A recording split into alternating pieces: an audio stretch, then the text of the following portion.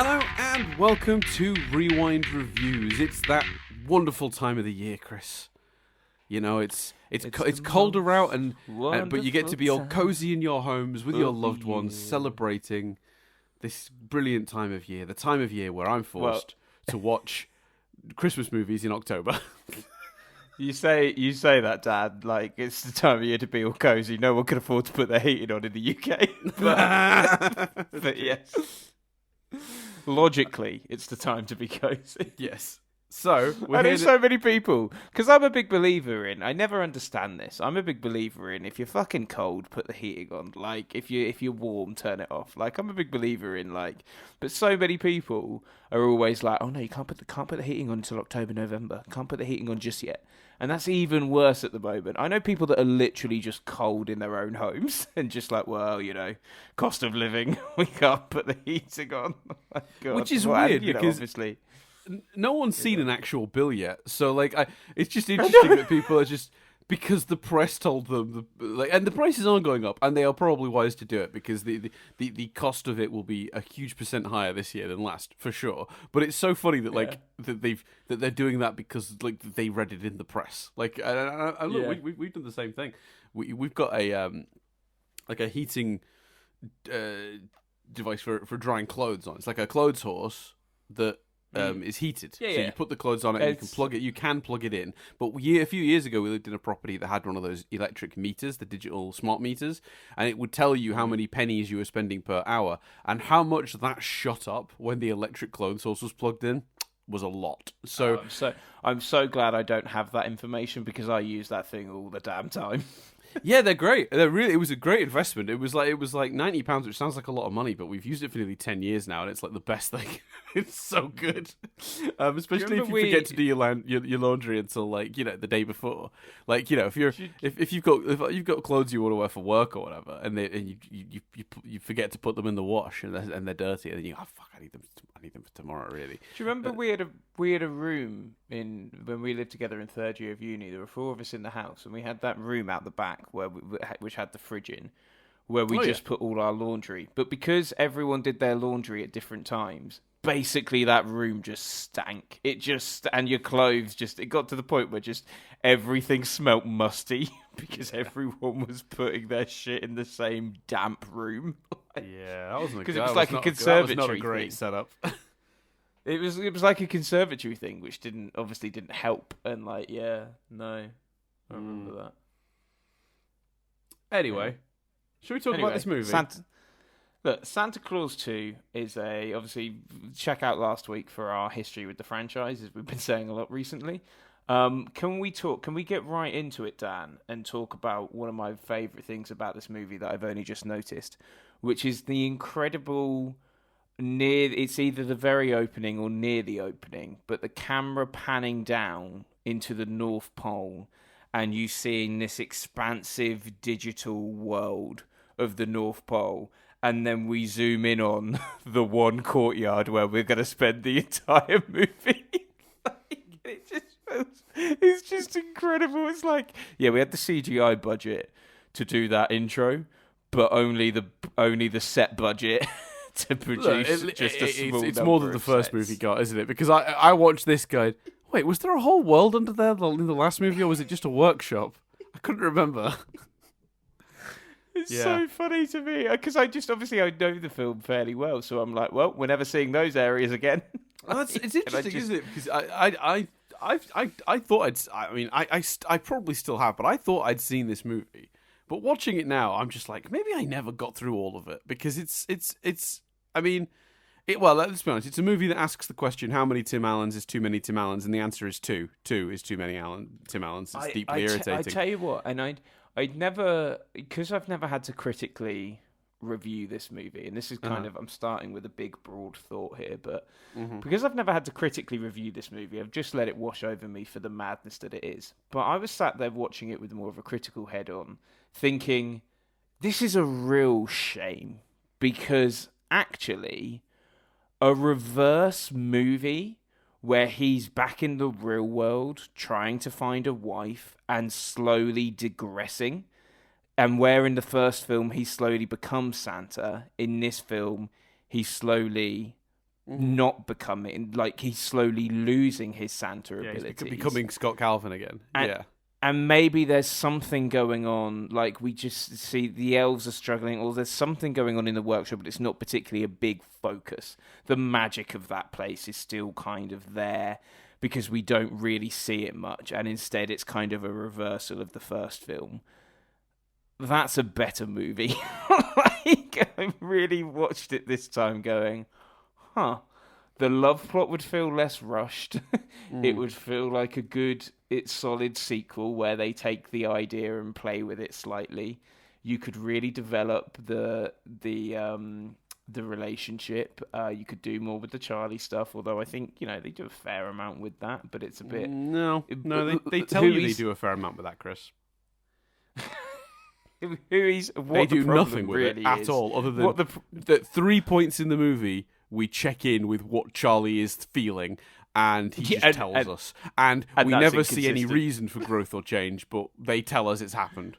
Because it's like they want him to be angsty, but they don't want him to be mad at his dad, so they just do this weird middle ground where it's not entirely clear what he's annoyed about. But I just suddenly realised, like, actually, a film just focusing in on the home stuff and the wife, you could make something out of that quite strong, I think. But constantly cutting back to Plastic Santa Tim Allen. I hate it so much, Chris. So first of all, Plastic Santa Tim Allen. We should very briefly cover the plot, just for anyone who doesn't remember. I'm telling you guys right now, not recommending. Don't sit through it. Don't put yourself through it. It's not worth it. If you've got a huge amount of nostalgia for it, you're already willing to rewatch it, and have probably rewatched it of a recent Christmas anyway. If you don't suffer through it. It's not worth it for me. Chris is probably going to tell you to watch it. I assume, because he loves these movies. No, I think if you've got I think that stands. If you've got a nostalgia for it like I do, you're probably already rewatching it. If the question is, I enjoy the first Santa Claus movie, is it worth checking out the other two? If the madness of it and the appallingness of it won't entertain you, if you can't get some sort of entertainment from a ropey movie, then no, I wouldn't recommend it.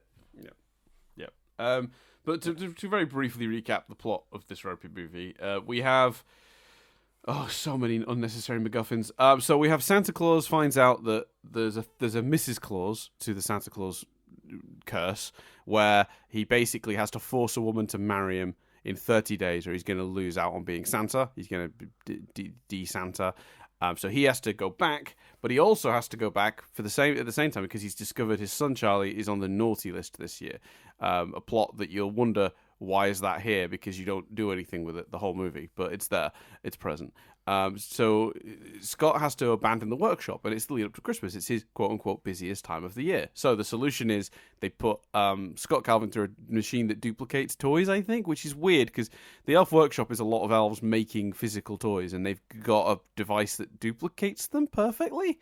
It seems like you just make one of every toy and then just make 100 of those machines, but fine, whatever. Maybe industrialization is coming to take all the elves' jobs eventually. Who knows? The march of progress moves on, Chris. they can retrain. It's fine.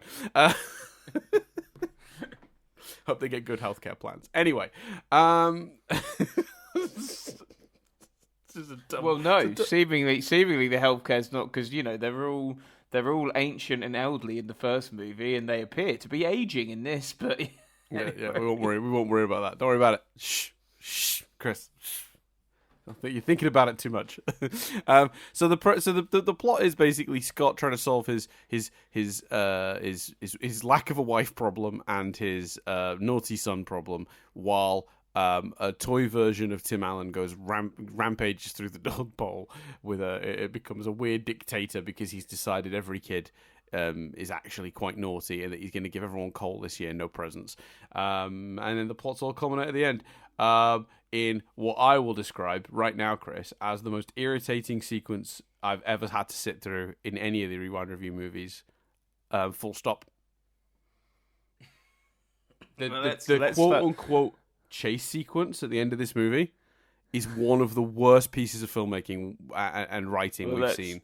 in the whole of this 'cause experience. we don't need to worry about being sensical because the movie doesn't. So let's go there then. What happens and what's your beef? So, evil Santa gets in his sleigh full of coal, right? And he leaves, yeah? Scott Calvin returns. They take some time to do a ceremony while he fucks off the bad guy because they want to get him his Santa powers back. Now, I understand he wants his Santa powers back.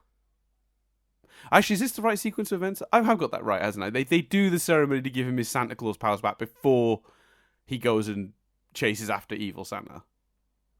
I'm just looking Or does he chase after now. evil Santa, stop him, then they have the ceremony, then he gets out to do his Christmas thing? He chases evil Santa, stops him. Yeah, he's human when he's chasing Right, him. okay, fine. Okay, ignore that criticism then. That criticism's fine. Oh, and there's the really creepy, oh god, there's the you've known me your whole life bit. So uncomfortable, but carry on. And then what we get is, and I didn't time it because I couldn't bring myself to do it, 5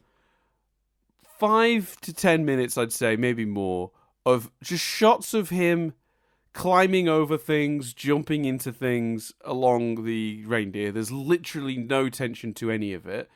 Just saying really shit one-liners. Like you know when people make fun of the Marvel movies dialogue sometimes, and they go, someone just dies, and a character says, "Well, that just happened," that sort of thing.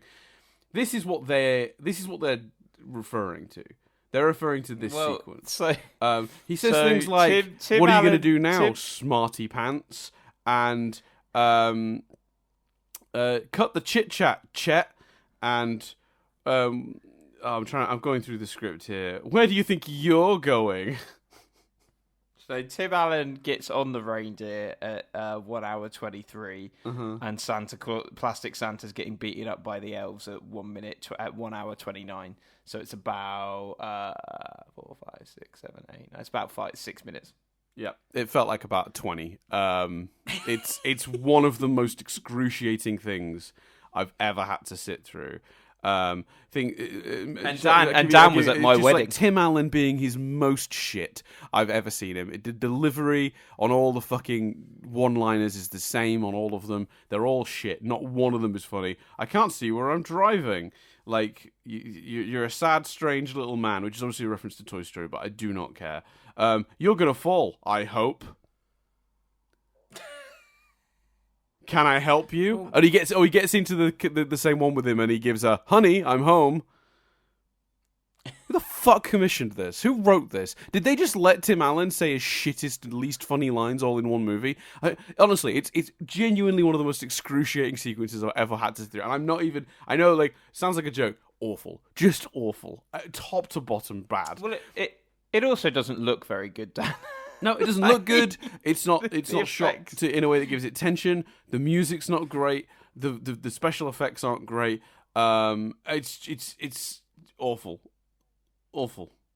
What happened? Yeah, no, it's I admit just in general the end of this movie is because I think fundamentally the movie's been trying to do too many things. So we've got to Chris. Oh well, the town will break the fall. That's one of the one-liners from that scene. It's bad. Yeah, no, it's bad. But that whole sequence is bad. I don't then buy, so for context, what I mean by oh god. So to justify the fact that they're rushing to marriage, Scott and what's the character's name? It's Elizabeth Mitchell's character. I don't actually know the name. Anyway, Carol. I think it's Carol. I was going to say, I think I know Principal Newman is because I've got written down in one of my notes, but I couldn't find the first name. But yes, Carol. So, yeah, we think it's Carol. So, to justify to her the fact that they're getting married really quickly, Tim Allen, with the help of one of the elves, gives a speech about how, actually, she's known him... Oh, it's so creepy. She's known him all her life. Because, obviously, she's known Santa all her life. And Santa kept her... They chuck in some, stuff earlier about how Santa made her feel safe and stuff when she was younger, and it's just so creepy because it's like, but one, it wasn't you. You weren't that Santa at the time, and two, why would you've known me since you were a little girl be any justification for anyone to get married? Well, Like, especially in a it's world where there just- is a just shy of 20-year age gap between the two actors. Oh God. Is there? I think it's 18 years, yeah. Blimey, really? Yeah. You couldn't tell watching the movie? Not particularly, but I don't know if that's because Elizabeth Mitchell's playing such like an authority figure. Yeah, maybe. Yeah. No, I was immediately like Googling ages. I was like, this ain't right. I think she is currently in her Yeah, 50s, so- and I think he's currently in his 70s. So he's 69 and she's 52. Yeah, there you go. So that's what, 17 years? Yeah, there you go. 17, 18 years, depending on what month they were born. Yeah, it's a big age gap. And here's the thing: I'm once you're an adult, those kind of age gaps, like, I've got an aunt and uncle with like a 10-year age gap. It's fine, whatever. But like, you do that in these movies. Hollywood keeps doing that this way round. It's always, the guy that can be the older one in the equation because, God forbid, however old he was here, sort of 40s.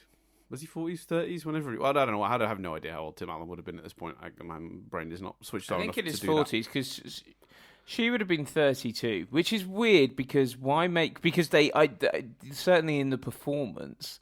And it's therefore, because I thought she was great in this movie anyway, but knowing that she was only 32 at the time, the kind of authority she brings, and she ages up the character in that performance. But you just kind of go, She was 32 at this point. yeah, just she was born in 1970. This film was out in 2002, so 2002 minus 1970 is 32. Like, she's younger than us in this film.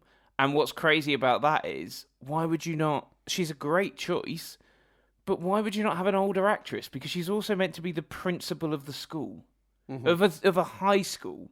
Like, surely you wouldn't have a 32-year-old high school principal. The character should be older, but she plays it older, and it's her. It's not the script. It's not the makeup. It's the performance she gives. Yeah. Ages the character. And I mean that as a huge compliment. I never would have guessed she was 32 here. Well, this is a problem though. It's like Hollywood in general, right? Like, if you've got a 40-ish year old male lead, the woman they have to date or have a romantic plot line with in the movie always seems to be a much younger actress. Like, it's this weird Hollywood thing of basically, you're young and good looking. And then as soon as you're slightly old, middle-aged, you're basically worthless until you're an old lady. Now, you get to play, you're either young and hot, or you're someone's mum. That's basically how Hollywood works. And that gap in the middle, I think, was it Anne Hathaway that talked about this recently? I might be mixing up the actress, but there's an actress that talked about that, where she was like, she was the young sort of like, she was young and kind of a quote-unquote sex symbol, and then like, she hit a certain age and Hollywood just put her to the one side for a bit, and now she's getting roles again. And I was like, that's really sad. And this is another example of that. It's like, because if they'd found a woman sort of more Tim Allen's age, she'd have been in that window. You know what I mean? Like, I don't know. Yeah, it's kind of gross and weird, and I don't like it. Because it also partly feels like an ego trip for Tim Allen, even though that's probably not fair. I can't speak to whether he had involvement in the casting, but it's the same thing that happened this year with Top Gun Maverick. There's a sketch that was on Inside Amy Schumer, which is called Last Fuckable Day, which is all about that. So it's basically her coming across Julia Louis-Dreyfus, Tina Fey, and Amy Fowler, and they're like, according to Hollywood, this is your last fuckable day. Like, and the whole sketch is about the sort of ageism of women in Hollywood. Yeah, that's not crazy. Amy Fowler. Who is that? But that's the thing. So you look at you look at Kerry McGillis, Patricia Arquette. Sorry. You look at you look at Kelly McGinnis from the first Top Gun, who was the love interest. Yeah. She's an older lady now. She's aged normally, but Tom Cruise hasn't. because Tom Cruise is a weird plastic man. But they decided not to put her with him because it would show off his age, right? So they had to sort of figure out a different person to be his love interest in the second Top Gun movie. That's what we pull in Jennifer Connelly. But and she's come out and said it was just never discussed with her. And she, by all accounts, she's been fine. Like, she's like, I don't give a shit. Like, it's fine. But like, just crazy to not even reach out to her and go, we're doing a sequel. Really sorry.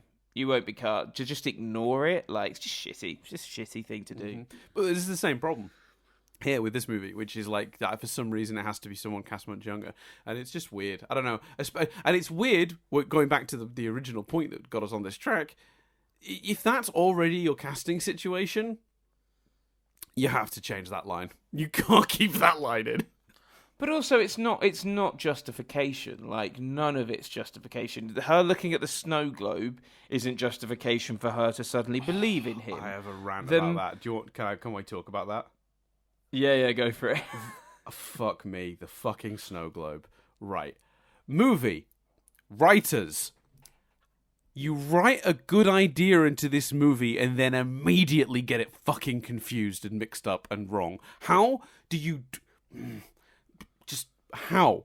How? You have Charlie say, seeing isn't believing, believing is seeing. Right? Which means... you don't have to see it to believe it. You've got to believe in it first, then you'll see it, right? Which confirms the theory we had about how the snow globe worked in the last movie, yes? Mm-hmm. That Scott Calvin couldn't see the magic in the snow globe until he believed it himself. He had to go through the journey of the movie, as wobbly as some parts of that were, to get to a point where he could believe it, right? And then he looked at the snow globe and saw the magic. Yes? Mm. This movie makes that clearer than the previous one. But 2 minutes ago, she didn't believe. Then he hands her the snow globe, she sees the magic, and then she believes. That's the opposite of what you just fucking said, movie. That is the opposite. You're demonstrating the reverse. What happened? Who wrote this shit? Because I think it's even worse than that. Because I didn't think he says that. I don't think he says that line until she looks in the snow globe. No, you're right. Oh, you might even be right.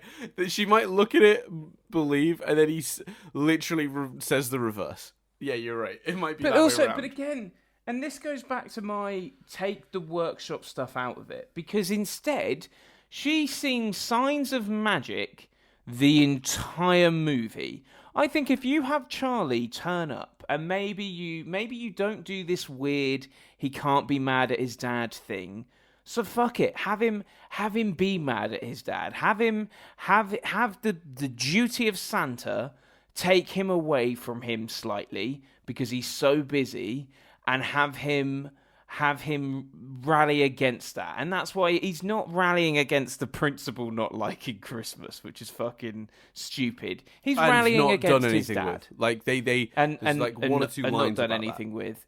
He's rallying against his dad, and then he's walking along. He's all teenage and he's all angsty, and he sees a kid be excited about Christmas or look at a photo of Santa or something, and he realizes that actually he's being selfish, and his dad is looking after the world's children as well as doing his best with him. And he goes to the principal and he gives a big speech about the magic of Christmas and how actually his dad is responsible for the magic of Christmas. And he says, think about all the things that have happened to you since my dad's come into your life and how wonderful they've been. And she thinks about the party, and she thinks about the mistletoe, and she thinks about the reindeer carriage, and she thinks about all of that. And she goes, holy shit, the only explanation, maybe you even have him say this, there's only one explanation that makes sense of the last few weeks, and that's that my dad's telling the truth. And she goes, fuck, he's telling the truth. Like, just give more time. Can that be the exact line, please? What? Fuck! He's telling the truth. She turns to the camera. I think Disney. It's a family picture. I think if they didn't want to put Charlie actually falling out with him in the movie, fuck would have been a big ask. But yeah. So just focus. I'm going to keep banging on about this. I'm going to keep looping back to this point because the more we talk about it, the more I think you could fix this movie if you just concentrate on the home plots. 2 points on that, and I agree with you. I think I would take that over what we got, but there's a part of the reason that I feel that way is because what we got at the North Pole is so bad. Because what we got at the North Pole is not connected. So they've tried to solve the problem from the last movie, right? And what they've done is they've gone, hey, in the last movie, our third act was kind of a problem we invented in the third act, and then solved in the third act. Maybe this time we establish it earlier. Okay, writers, tick. Good work. You've identified a problem. You're attempting to resolve it. Cool. Good work. The problem is, they still had a plot in mind for Scott that kept Scott completely separate from it. So, you kind of sussed it out, but you also got a key element of it wrong, which is that it should happen alongside our lead character. It's... Every time we cut back to the North Pole, it's got nothing to do with what's going on the other side of the story whatsoever until they come together at the end. They're so disparate, it's so unconnected, that it might as well not be there until the third act because it's just pointless. And all it is just a chance for Tim Allen to overact, mug at the camera, and say shitty one-liners. That's... Do you think... what it is. Do you think part of their logic is... And I do understand this as a conversation, and it contradicts the drum I've been banging this entire episode so far. Do you think part of it is they sat in a room and went, if the first film is about him becoming Santa, we have to some degree deliver more Santa and more workshop and more elves in the sequel, because the entire first movie is about him becoming Santa. We have to pay off that promise to some degree. It's like how Only Fools and Horses got so much shit when they returned for 3 more episodes, and basically spoilers for Only Fools and Horses, a British sitcom from the 80s. The entire show is about them being, trying to make money, being hard on their luck. In the end of the series, they become millionaires. When the series returns, they lose all the money. Now, actually, from a narrative writing point of view, I think John Sullivan I've come round to the idea that actually the Trotters with millions isn't very funny or entertaining. Millionaires is very hard to get right as a comedic premise. So I understand. And also, it's true to the characters to say they probably would have found a way to lose the money. But everyone hated those episodes. Everyone was like, because they didn't deliver the promise. Because, the idea of, well, let's see them as millionaires now felt like the promise. So is there an element that and I'm not saying do this, but is there an element that you do need more workshop Santa stuff in a sequel to The Santa Claus? I don't think so, because I think if this movie was more true to the first one, and it's a movie that we start with a little bit of magic and a little bit of workshop stuff, but then, I've got to get a wife, my son's on the naughty list, there's all sorts of shit going wrong back home, I've got to run. And then he leaves. Or, you still have the jokey robot Santa thing, but you just cut back to it a lot less. So it's just happening kind of much more subtly in the background. Yeah, I think so. I do. I think you make it a full year. Fuck it. He like the first film. We see a year. We see the first Christmas. It's magical, and the elves are going because this excuse of Curtis forgot is fucking bollocks. Like they've been doing this for 900 years or whatever it is at this point. No, I'm sorry, that's rubbish. And it's Curtis and Bernard going, right, we need to get this Christmas out of the way. It needs to be amazing. We see him being amazing Santa. We see him with the kids. We see it smooth running. We get it done he gets the deliveries done in record time. No Santa's ever been faster. No children have ever been happier. And Bernard and Curtis are going, we have to tell him. We've already left it too late. We have to tell him. And they sit him down and they go, you've got a year to find a wife. And over the course of the year, we see his interactions with Principal Newman get more and more romantic, and we see them grow closer together. We see him go on a series of dates because, we have a whole montage of that.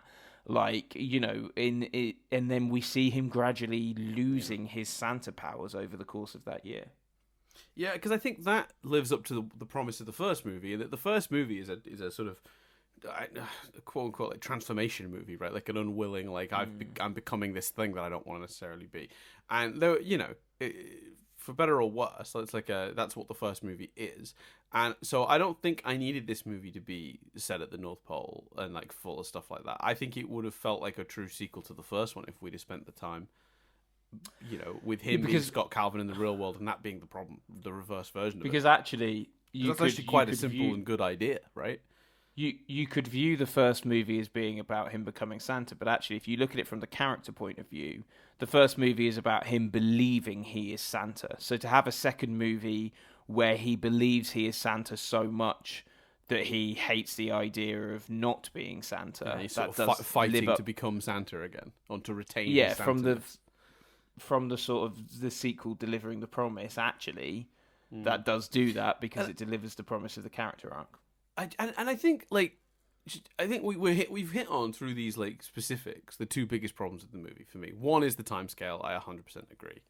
It's just silly. There's no need to make it a month. There is no need at all. Do a year. I don't understand. The first movie had that structure. Why can't the second? I don't get it. The other element, which you've already hit on, is that the characters don't make sense. I mean, your criticism about what Charlie is going through, and that's you yearning for an arc that doesn't exist, because this movie doesn't know how to write people or characters going through anything. They just tell you how they feel, and then at the end they tell you they feel differently, and expect that's enough. That's not how writing characters works. You have to have them go on a journey. They have to go through things. They have to demonstrate how they feel in their actions, then demonstrate how they feel differently in their choices towards the end of the movie. And you have to do that with having some change happened in the middle, and that's the thing that's mostly missing here. It's the reason for change. None of these characters grow for organic or sensible reasons. They just grow because, like, I literally wrote this in my script. Knowing isn't a burden. No, my script. In my notes, sorry. Knowing isn't a burden. It's a gift, says Charlie. What's changed Charlie's mind on this? I'll tell you what. The writers needed to end the movie. Yeah, because the reality is no one changes in this movie. The only one you could make a potential argument for is Principal Newman, and I would argue that's not the case. Principal Newman isn't written as a character that softens because of the magic of Christmas and the magic of Scott/Santa. Principal Newman is written as a character that everyone thinks is a hard ass, but actually isn't. Like, so she doesn't change. She doesn't. You could have made her. You could have absolutely made her change. Like, but that's not how it's written. What it's written as is she's a principal, but she is also this caring woman that just is always in principal mode. And even that, as a sentence, is adding nuance that isn't on the page. I guess Charlie has the closest thing to growth because he's frustrated at his dad, and the reason is insane. The reason they write into the script is that he has to keep his dad's job a secret, and that's apparently really hard. And at the end of the movie, they show his growth, quote unquote growth, by he tells Lucy, the little girl, who Santa is. She's my favorite character in this movie, by the way. She's the best thing about this movie. I will come back to that, but best thing about the movie. And it's funny, isn't it? Christmas movie, the best thing about it is, the kids. Both times. This one and the last one. The Santa interacting with children. Why is there not more of that in these movies? I do not know. Anyway, it seems insane to me. What a missed opportunity. But anyway, whatever. They always write it so well. Oh, fucking idiots. Anyway, Charlie then says to Lucy that knowing isn't a burden, which is the thing he thought earlier. It's a gift.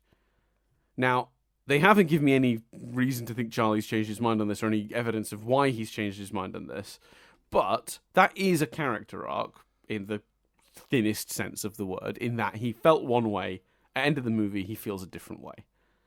And they even go as far to demonstrate it with a choice he makes, because the choice he makes is to show Lucy who Santa is. So, okay, movie, I'll bite. Like, you've done it. You've done a character. Congratulations. But where's the growth? Where's the change in the middle? You're missing a step. You've done step one, establish how a character feels. You've done it in a very muddled, muddy, senseless way. I don't understand why it's such a burden for him to know his dad has why is it such a shit thing for him that his dad has a great job he can't tell anyone? that like, who cares? Like that's a dumb thing to be angry about. But okay, I'll bite. Like he's a teenager, he's thinking dumb. Where's the storyline that changes this? Where's the moment Charlie realizes he's wrong about this? What about the events of this movie changes his mind on this? Because the events of this movie, from Charlie's perspective, are no different from the events of the first movie. His dad's Santa. There's a whole thing about getting someone to believe that he's Santa, a woman in his life. They achieve that, then they go and solve the Save Christmas problem. It's the same movie in that sense. So what's changed for Charlie? That at the end of the movie he says to Lucy, "Knowing isn't a burden, it's a gift." Because you haven't earned that movie. And you've not earned any of these changes with any of these characters. And to be fair, we complained they didn't really do that in the first one too, but it's even more egregious here, I would say. I don't think we even get we don't even get any. Like, I'm just flicking through. Like, we obviously have the tooth stuff, which I think Charlie's involved with, but we don't even have a scene which would indicate. Do they even technically make up after their fight? I'm looking here, and I don't think they do. There's him yelling at him, and then Lucy has that great scene. Maybe it's okay. So I think the scene is meant to be Lucy talking to Charlie. Is what we're meant to believe makes him sort of come round. But it's bollocks, really, because she doesn't really particularly say much to indicate that. But I think that's that's their attempt at that, maybe. But there's no payoff to that. No. In any way. Is he in the tooth things?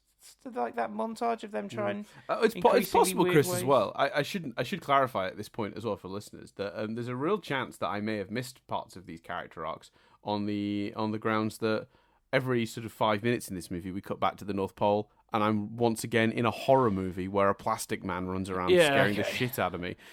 So let's talk about that. Fundamentally,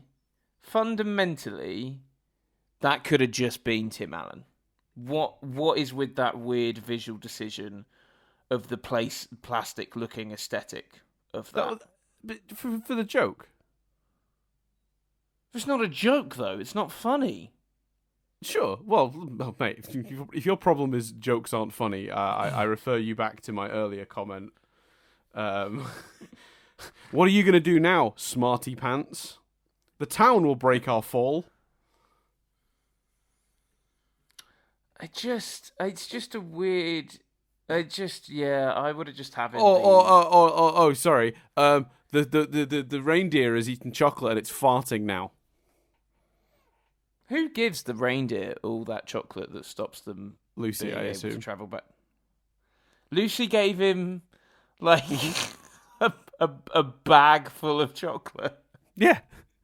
Because she gives him chocolate earlier in the movie, and Scott Calvin's all like, "Don't do that." She's like, "Yeah, but he likes it." So my assumption is she just kept pelting him with sweets all week. Maybe. Okay. It's just weird. What's a kid going to spend their pocket money on other than for chocolate to give to their weird uncle that they suspect is Santa Claus? Is reindeers some chocolate? What else you can spend your pocket money on? I will say. Chris? Do you remember when you were a kid and you got all your pocket money and you thought, God, I'm going to get some chocolate to give to my uncle's reindeer? I will say one credit to the movie, and I think my memory is that the third one also does this really well. The blended family aspect of it is great. Like, I love that whilst he's still a bit jokey with Neil, actually they are a true blended family, and you didn't see a lot of that in movies in the early 2000s, sort of late 90s. No. So I do give the movie credit for that. I thought that was a really great... His relationship with Lucy, like his relationship with Neil now, I thought that was all good stuff. Except for the one moment where they accidentally revert to the script from the previous movie, which is when they're in the principal's office and Neil goes to explain, he's like rolling his eyes and interrupting him, and it's not jokey, it feels mean. That's the only part I didn't like that. I agree with you on the whole. I like that, Neil's part of the family now, and Scott's kind of accepted that, and they're sort of like one unit, and they're all nice to each other the whole time, and like they all get on, and I think that is really nice, with the exception of that one moment in the principal's office, which I just thought was like the writers going, "Oh, we'll throw in a Scott beats the crap verbally out of Neil because he did that in the last movie. Yeah. And we're trying to hint at that again. But like, we're moved on from that. The characters have grown. You know, it doesn't need to be in the movie anymore. Also, it just makes Scott seem really mean. It's like, I know the idea is that he's being desanted, so obviously the curse is lifting and he's getting to be himself again and not being forced to be Santa. But you know, like, so let him have had some growth. You seem to have less of an issue with the plastic aesthetic as me. Talk about why do you, broad question for you, Dan. Broad questions with Dan. What I don't know why I did that. It's very early in the morning. Dan and I, for some reason, have more energy on this podcast than we usually do when we record this early. But Dan, broad question. Chris. Broad questions with Dan. What's your issues with the North Pole stuff? So a couple of points. It's the rest of the movie when it's forgetting to be funny or it's trying to be funny and failing. I'm at least mildly charmed by the premise. I think the idea is still good. I like the idea of there's a second Claus and Mrs. Claus. He's got to get a wife or he won't be Santa anymore. I think that's all kind of charming, and he's losing his Santa power, so we're getting the life. All that stuff we've already talked about, but that stuff, in concept at least, it works and is intriguing enough to keep me engaged. The North Pole being run by a despot robot Santa is 1, not a good idea. 2, not an interesting idea. 3, not a funny idea. And then 4, like, I think in execution visually, while I understand the choice of making him a plastic man and think that is part of the joke, you know, it's just not very funny, I think it does have an accidental reverse effect where he's terrifying. Because the makeup is badly executed. Not because the idea is wrong. I think the idea of a weird plastic Scott, and because the premise is supposed to be like Bernard's like, look, he's had a new look, everyone. Yeah, Santa's that scene was funny when Bernard tries to explain it. I thought that was especially Bernard. The actor playing Bernard's delivery of, I think he looks great. Yes, very funny. Correct. David Krumholtz, charming as ever, doing his best, 100%. I'm with you on that, and I think that is the reason you do it. But in execution, the actual people who made that costume and made the prosthetics that create that look, sorry guys, you made a monster movie by accident because he looks terrifying the entire movie, and I do not like it. Yeah. But I think so much of this movie. The biggest issue is like it doesn't really add anything to the rest of the movie, except for it does set up a plot line of a problem to solve for the third act. But we go back to it way too much. It's very rarely funny. It's not got any of the charm of the rest of the movie, and I don't know. Yeah, so that's kind of a summary of my issues. I do still have issues with it, it's not the same as yours, because the plastic thing doesn't bother me too much as a premise. It's just in execution, it doesn't look good. It's a bad effect. I have a question for you, though. Yeah. So I think a lot of this movie is very modern. Whoa. Sorry. Where's my jingle? Oh, sorry. Questions with Chris. Yeah, thank you. You're welcome. So I think that this movie does have a slight issue with tone. So coming off this first one, I think this one is maybe a little too cartoonish and over the top. Mm-hmm. I enjoyed the first movie, and I kind of liked the tone of the first movie, where it was kind of like real world with cartoony stuff sort of clashing with it. This movie, it's just all cartoony stuff for me. I was wondering, since you watch this movie every year, do you feel that? Is that tonal? Every year when you watch these three movies sort of essentially back to back, does that tonal issue completely become a problem? I honestly, in my head, I don't really think of it as a trilogy. I think of it as the first film and then 2 sequels. And what's weird about that decision is the first film came out in 1994. And the second film came out in 2002. So you're playing to some degree to a nostalgic audience. You're playing for the people that loved the first film and want to check out the sequel to some degree. And yet you've basically made the decision to make this more of a kids' movie than the first one is. Like, a younger kid, I think, could enjoy this one, if they're not terrified of Plastic Santa, could enjoy the hijinks and slapstick nature of the chase at the end, and of the soldiers duplicating, and of the football scenes and all of that stuff, more than the first film, which has some of that stuff at the end, the getting Santa out of prison sequence, etc. But fundamentally, the first one's got a plot where a dad loses visitation rights with his son. It's a family movie, but it's not a kids movie. Whereas the sequels, despite being released 8 years later, feel like kids movies, and it's a really weird decision to me. It's not an audience that is nostalgic and old enough to show the movie to their kids and be like, you got to check this out. I don't really know who they pitched this movie for. Well, it feels like they pitched the movie to younger kids in 2002, but those younger kids in 2002 don't have any nostalgia for the Santa Claus. So it's weird. I almost understand, I understand the decision to bring it back now as a TV series way more than the decision to make this the tone of this movie. Cartoon is a great word to describe it, but yeah, watching it every year, it's like it's the first one and then the bananas escapades in the second one. Yeah, and I think that's like really heavily signaled up top as well, because the opening of this movie is very cartoony.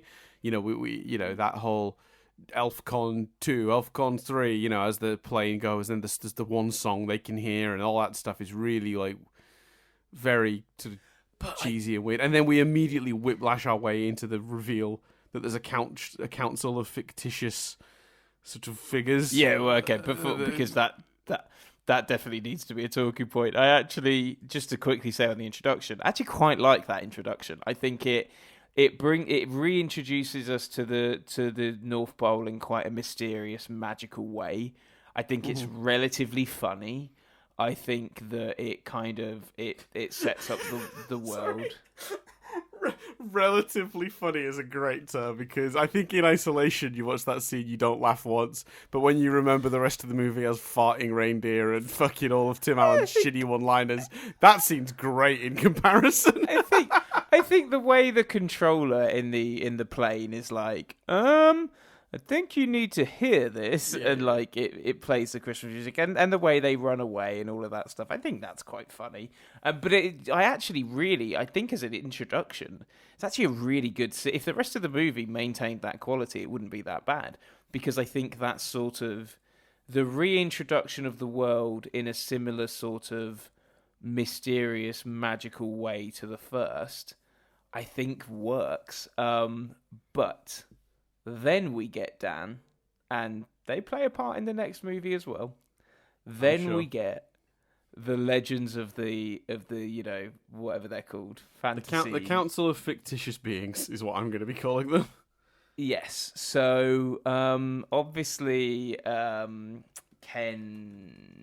What's his name? Dan. Kevin Pollak. Kevin Pollak is very good as Cupid. Actually, to be fair, they're all very good in their roles. Aisha Tyler as Mother Nature, it was a casting I didn't know existed, and I loved. Aisha Tyler, who I'm already very fond of as an actress, but like Mother Nature, that's such good like what a fun casting that is. I don't know. I wouldn't have ever thought of it. But because obviously when I saw this movie as a kid, I didn't know who Aisha Tyler was. Now being, somewhat of a fan of her work from over the years, turning this movie on and being like, oh, that's Aisha Tyler. Oh, what a great choice for casting. That was like a real pleasant surprise in the movie, and she's very good at it. I also actually really like the guy playing Father Time. I know he's from the last movie and they don't address that, and that's annoying, but I do enjoy his delivery on when he tells them exactly how many days, months, minutes they've got until Scott's thing goes out, and they all look at him. He's like, time. It's what I do. It's so good. Yeah, the Sad Man as well. He's great. Like all of them are great. And actually, I think the actor playing the Tooth Fairy is great. I think there's some awful decisions made with the Tooth Fairy's arc, but that's not the actor's fault, and it's just aged. It's not aged very well at all. Yep. But the actual actor's doing a great job. It just doesn't really. I think it just complicates the world. You just go. So did all of you get knocked off a roof and replaced? What's the situation here? Are they all what's the curses that logic? happen to regular people, or is that just Santa? Like, they're all mythical beings to some degree, and Santa happens to be a person picked from the real world. That's the thing, we don't know. I've got no idea what the answer to that question is. And fundamentally as well, whilst, the Tooth Fairy provides a solution to get them back to the North Pole at the end, the reality is these characters don't need to be in this movie.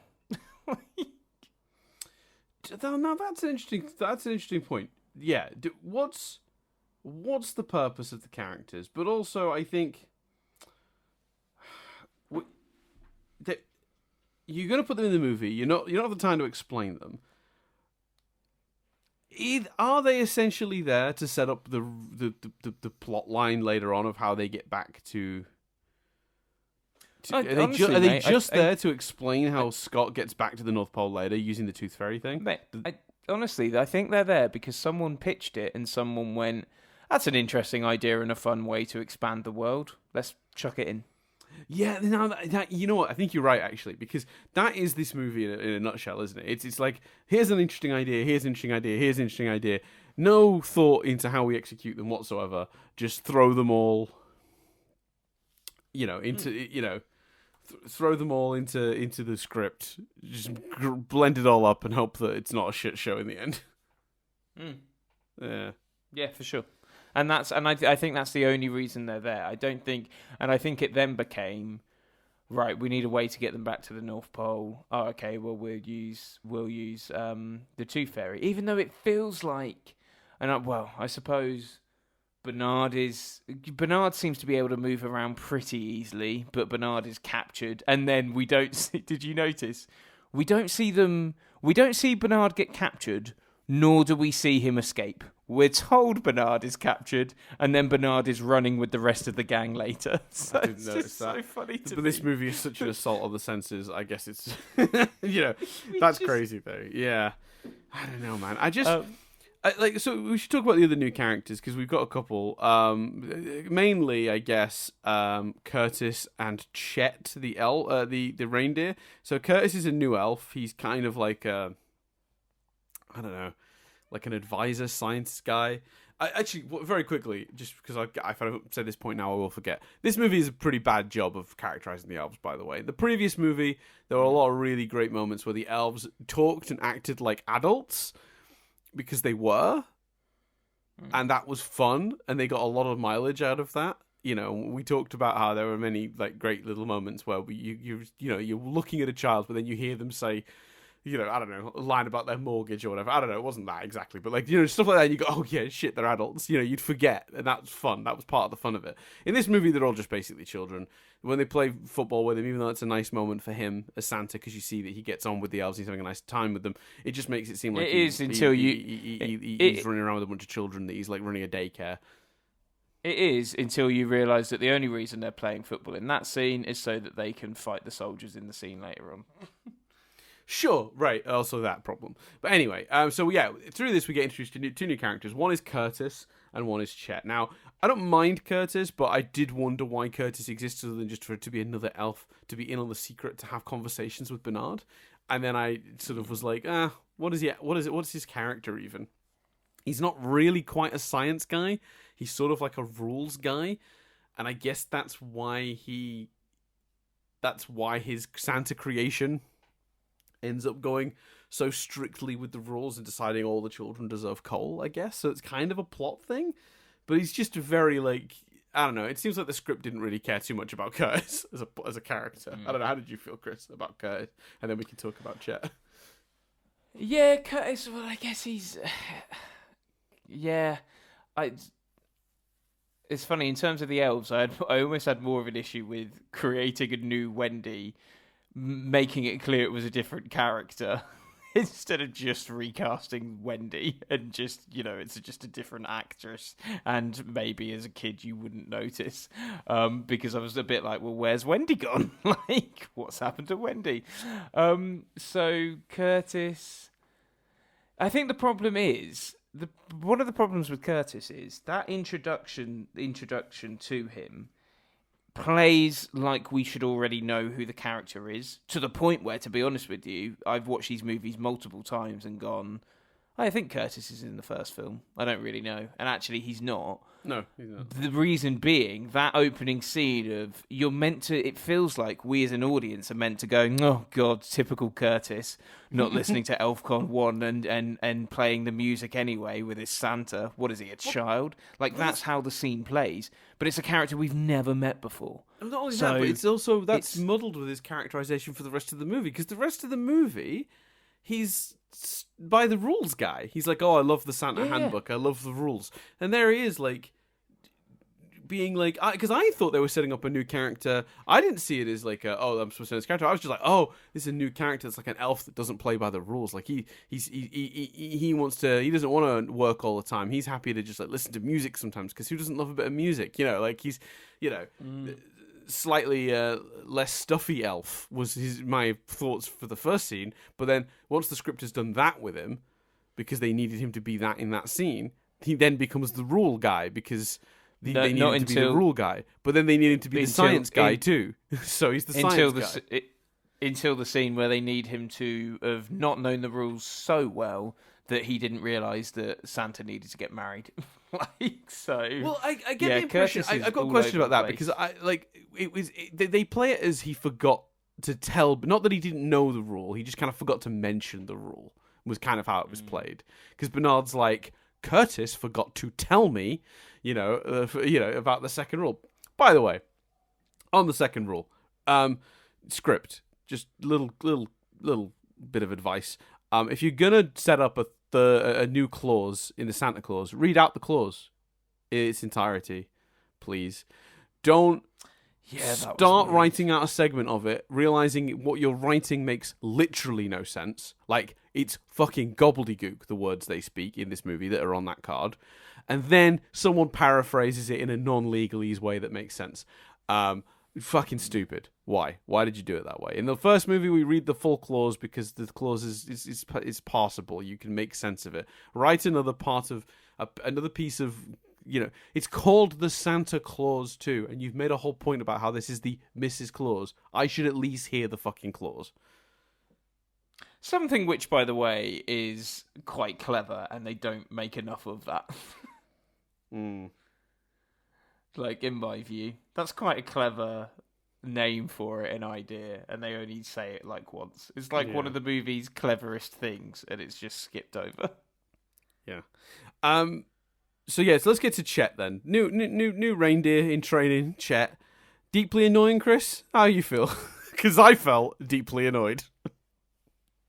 It's just so obvious, isn't it, where it's going? It's just like, at some point he's going to have to ride Chet. This is what's happening here. I'm fine with it as an idea. Like, I didn't find it that egregious. I thought it was quite sweet, because doesn't he still use Chet at the end, like, to make the actual deliveries? I thought that was quite a sweet idea. I thought it was weird that Chet's kind of like the Rudolph facsimile, right? Like, he's a reindeer that the other reindeers aren't that fond of. He's like, he's not trained. Like, he's a bit useless. Then at the end of the movie, he's like leading the reindeer. Yeah, exactly. I thought it was fucking, speaking of, and this isn't answering your question, but it's just, this movie, stuff comes to you. Why Principal Newman, she finally believes in magic. Yep. She finally believes in Santa. Mm-hmm. She's getting used to the North Pole, getting used to the world. They've got so much to talk about. He's got so much cool shit to show her. Mm-hmm. Why the fuck is it Charlie helping him deliver the presents at the end and not her? Surely she'd get in that sleigh. Yeah, it's an interesting... Well, yeah. I mean, that's... Because I get the thinking, because the writers probably didn't think about it from her angle. They were just thinking about it. Well, in the first movie, Charlie and his dad got on so well, he helped him. So we're going to do that again because then we're going to demonstrate those two have solved their problems. But by doing that, they've accidentally reinforced a weird stereotype. Because, stay at home and be the wife. Because the Mrs. Claus as a figure in the Santa mythology is slightly problematic. In that she seems, she's always just sort of the doting wife. She exists to be at home and make Santa's dinner. And look, housewife is a thing that's made. Let's women not forget to do and want to and are happy to be. To take care of the homestead, look after the kids, and I'm if that's a choice someone wants to make, good for them. But it just kind of feel like this woman who has a career gets sucked into this, and the only thing they can do to sort of try to solve that problem is this weird passing line about how there's a school that she can run at the North Pole, which is also weird because, again, are we forgetting the whole thing of these elves is they're actually adults? I'm very confused. Well, Dan, a notion made so much more horrendous. You've got the script in front of you, yeah? I do. Tell me her last line. Tell me Principal Newman's last line of the film. Bearing in mind all that enforcing stereotypes stuff you've just said. So, unfortunately, this is a transcript and it doesn't say who's saying what line. Okay. So let me see if I can find a different version of the script that does. No, because I've got the film up here with subtitles, so I'll get it to confirm for sure. 1 second. I think I've got it here. Wait, no. No, I haven't. Here we go. No, it's the same one. God damn it. 2 different Google links have led me back to the same source. I've got it here. I'll tell you what it is. Her last line of the film, Dad. her last line of the film, Dan, is "Don't be home too late." So it's just so much. It's that whole last bit, and then he says, "It begins." Just completely reinforcing what you're talking God, we're about. back to that whole "I hate my wife" joke that was a thing in the 90s and 80s. It's real funny that I hate my wife. It's not. It's real sad. You two should break up. The old ball and chain. It's a bad thing. Leave. I can't. I've got good get away friends from each other. I've got friends that do it, but I don't even this is just a personal thing. 'Cause like I say, I've got friends that use this term, but I fuck it, mate. I have not once referred to Jess as my missus or anything like that. I fucking can't stand missus as a term for your partner. I just don't get it. Oh yeah, the missus. Oh, honestly, it makes me shudder. Yeah. The old ball and chain. Oh God, her indoors. I tell you what, let her out once in a while. You fucking chauvinist. Anyway, yeah. So that's pretty bad. So I'm not. I don't love how they characterize her at the end, and I just think she loses so much agency as this movie goes on, and also the movie just the characters are what they need to be in the scene they need to be. She's so aggressively anti-Scott Calvin when she meets him. She's in fact, she has such a great line. It's she goes, "Oh, a battle of wits." What's I've forgotten the exact phrasing of the punchline. It's it's a shame you came unarmed or something like that. Shame you came unarmed, is it? Yeah. It's a great line, and it shows her as being this strong, kind of independent. She's not going to take any of his shit. And the rest of the movie, she's just this sort of simpering, "Oh, Scott's so great," and it's wait a minute. Where was the woman who was challenging him earlier in the movie? I like that. Can't she? Isn't she capable of challenging him a bit? I think that's fine. Movie.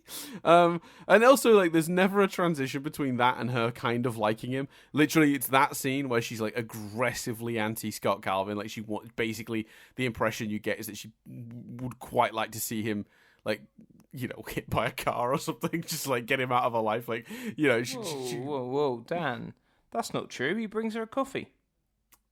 Yeah, okay, yeah. He brings her a coffee and suddenly she likes him now. Cool. Problem solved. That's Thanks, what the movie tells me. Thanks, movie. I don't know. That's basically it in the movie. Yeah. I will say though, on the you know, like in the movie's defense again, like at least they do bother to do that characterization to start with. I suppose it's just a shame they don't then transition it into what it becomes. It just kind of turns into what it becomes. If you take out the North Pole shit and make it a year, you've got time and to focus the entire movie on that, you've got time to do it. Yeah, you're right. I just noticed one of my notes, and I want to talk about this just very quickly. The Charlie Sheen joke is the best joke in the movie. Sorry to interrupt. I thought of another element of it, dude. Like this notion of if you actually have the balls to do, Charlie resents the fact that his dad's been taken away. Like, how powerful would it be if Charlie's like, if Scott's like, I've been around all year, and Charlie's like, yeah, because you're trying to find a wife and keep being Santa. That's why you've been around. Like you don't have him start being naughty. You have him slowly grow resentful of the fact that even when his dad is there, like Charlie's suggesting they do stuff and Scott's going on dates. And do you know what I mean? Like, oh, you could have done it, man. Ugh. Sorry. Carry on. I was just gonna say that. Yeah, I agree with that, but it's very frustrating. Also, yeah, one date in the whole movie. I know, and what a weird choice of like bad date. She's obsessed with Christmas, but it's so muddled. Like is that not like he loves Christmas? Doesn't he like people that like Christmas? It's so muddled and weird. Is it just that she sings a song? Like she's kind of right at the end where she's like, you know, don't be a dick. Like I put myself out there a bit. Like you know, I mean it is a bit awkward. I'd be thinking probably not a second date. But still, I would. The jumper alone would have made me go second date for sure. Well, yeah, because apparently, if you freeze frame it, it's Tim Allen. It's him. It's his face. So she literally likes him. Weird. Anyway, I was just gonna say I just want to compliment my favorite joke in the movie very quickly because I saw it in my notes. Now you know it's Bernard and he's saying don't shoot the messenger, but it's Charlie. And Scott replies, Sheen? I thought he straightened out. Yeah, that is an evergreen joke. And the movie, the movie nails that is one. The movie. The writers had no idea how timeless a gag they were creating there. Yeah. It's great. I love that gag. I made a note of it. It's an evergreen joke. It's incredible and it's funny every time. That's good. It genuinely makes me laugh every year. Yeah, it's a great line. It's probably my favourite joke in the movie. It's great. Quick question on that front, actually. Bernard says to Curtis, the very muddled elf. They're all muddled. It's all muddled. The whole movie is muddled. But anyway, Bernard says, I don't have to give bad news. It's the perk of seniority. You didn't mind having to give bad news last year, Bernard, when you had to explain all the clauses to Scott. And also, last year, you were like, oh, so exasperated. Obviously, you know the Santa Claus, the thing on the card you obviously read. So it's kind of weird that Bernard didn't know about the Mrs. Claus. But, sure. Yeah, it's so weird. You know what else is weird? I don't understand how the weighting of magic works. Because I think it's a couple more. Go on. But like Scott knows the name of one of the girls, and he loses some of his magic power. He loses 1/10, Chris. 1/10. I've done this. I've written this down. He loses 1/10 of his magic for knowing that girl's name. For doing a whole party's worth of presents for all those fucking people, he loses 2/10. 2/10. Isn't it the mistletoe as well? And like he gets their childhood dream toys, and it's just great. But I'm just so confused, Chris. Why is that in the movie? I assume to add jeopardy. No, we've got jeopardy. He's got 30 days to get a wife. Why do we need a second ticking clock? He's already going to stop being Santa. Because here's the other fucking thing. If you're going, well, at the end of the movie, he needs to not have his powers. Because obviously that would solve the problem. Fine. He's less Santa because he's losing his Santa powers. That's already the plot. I don't need a fucking clock, a literal ticking clock, on top of the already ticking clock that's specifically about how much magic he's got left to use. Who wrote this? What are you talking about? How, like, just give me one. I don't need two. Why have you added two? I'm so confused. What are they doing? Because it's just this extra MacGuffin to explain that exists, and why can't he just every time he uses magic be like, that's cosmic. I can feel my magic going. I'm having less and less of it. He can just say that. It's fine. Like, because then at the end of the movie, when he's like, I ain't got any more magic to solve the problem, they're like, well, yeah, you're not Santa anymore. Look, it's like nearly Christmas Eve, and you've still not got married, so you're basically not a Santa at this point. Just tie it to the existing ticking clock. I've just flicked to something and found something else amazing as well. Now, Dan, you've got limited power, right? Yeah. You've got limited magical power Sure. that you need to keep hold of, right? Yes.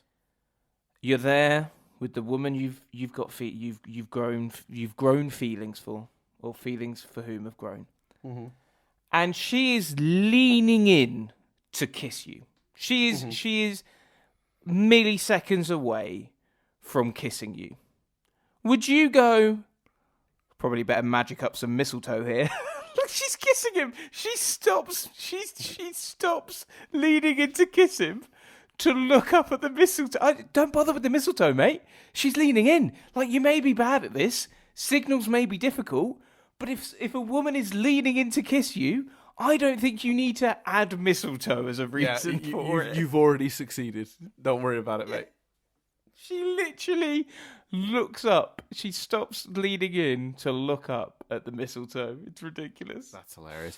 But this movie is full of weird contrivances, like the very convenient, like they don't want to test the equipment, but the scriptwriter really needed them to just do it because they needed Toy Santa pretty quick, so they just conveniently have a rat run into the machine. Yeah, why are there rats at the North Pole? Surely they run a better ship than this. Yeah, they need some better cleaning. Also, just as a movie making one, while we're at the North Pole, very quickly on that topic, when we're doing the ElfCon 3, ElfCon 4 thing, right? When they first go to ElfCon 2, there's a wide shot of the whole workshop, right, grinding to a halt. You remember this moment? It's the first shot where he goes, all right, we're doing it, DEFCON 2, or ElfCon 2, whatever. And then there's a wide shot of the whole workshop, and they all grind to a halt. You can't see it, because the credits are so big, they cover up all of the shot.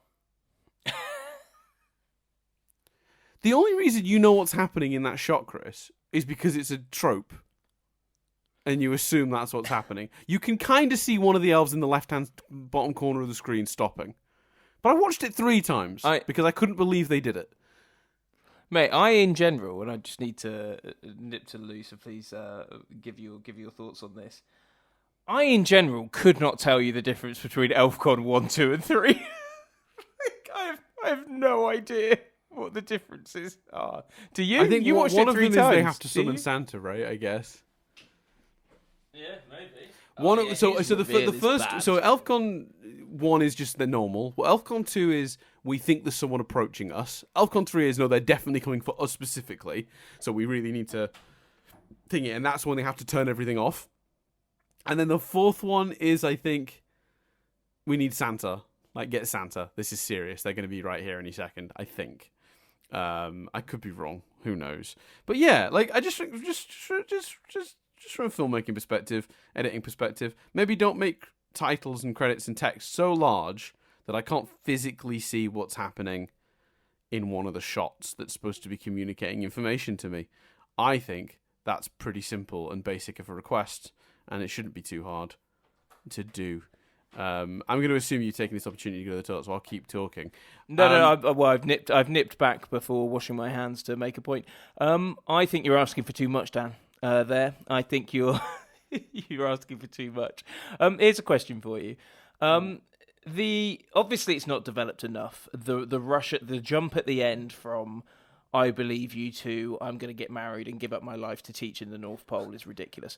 Are you about to ask me the question about blackmail? No, no, no, no. I was going to ask you, although I want to know what you mean by that. I was going to ask you whether you felt the scenes of them bonding, the carriage, the at the school event. Do you think those scenes were good? Do you think they had chemistry, all of that stuff? Yeah, it's hard to say, isn't it? Because it's so marred by you hated him 3 minutes ago and nothing has changed. But in isolation, those scenes are good and charming. And I do think the two actors have some amount of chemistry.